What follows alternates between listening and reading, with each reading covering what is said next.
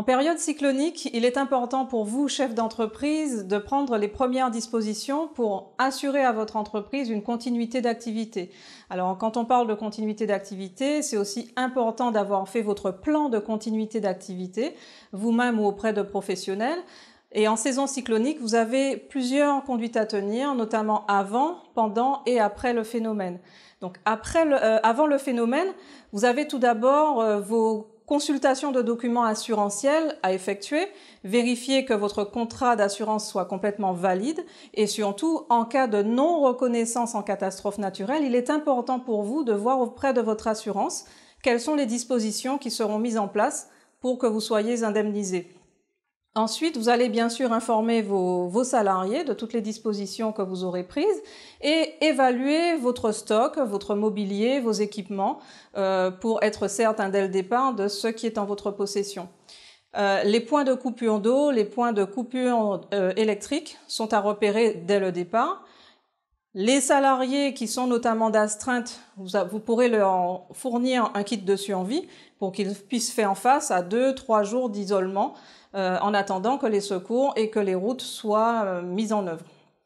Vous allez vous informer, vous allez vérifier le plan de prévention des risques naturels qui concerne la commune où votre entreprise est implantée. Alors, lorsque le préfet va passer la Martinique en état d'alerte cyclonique, vous mettrez certains éléments en sécurité.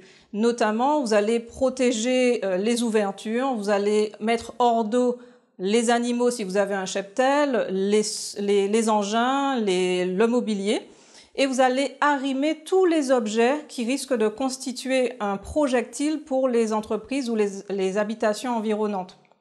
Les installations aériennes, les grues, les éoliennes et autres, vous allez les démonter et vous mettrez aussi à l'abri les documents importants que vous aurez au préalable mis en dématérialisation sur une clé USB, un disque dur externe ou sur le cloud. Une fois l'alerte donc décrétée, vous allez vous informer et informer les autres personnes par les médias officiels et surtout via les informations des autorités de sécurité civile. Alors, une fois que le phénomène sera passé, après les intempéries, vous allez documenter tous les dégâts qui se sont produits. Vous allez constituer des preuves pour votre assurance avant même de nettoyer, avant même de réparer. Vous allez prendre des photos, éventuellement vous ferez venir un huissier pour constater les dégâts. Vous allez donc nourrir votre dossier assurantiel avec des justificatifs, toujours les justificatifs. Vous vous informerez, notamment avant de rebrancher les appareils, vous allez vous informer sur la remise en état conforme du réseau électrique. Et puis, concernant la consommation d'eau potable, vous vérifierez auprès des autorités si cette eau est potabilisée et propre à la consommation.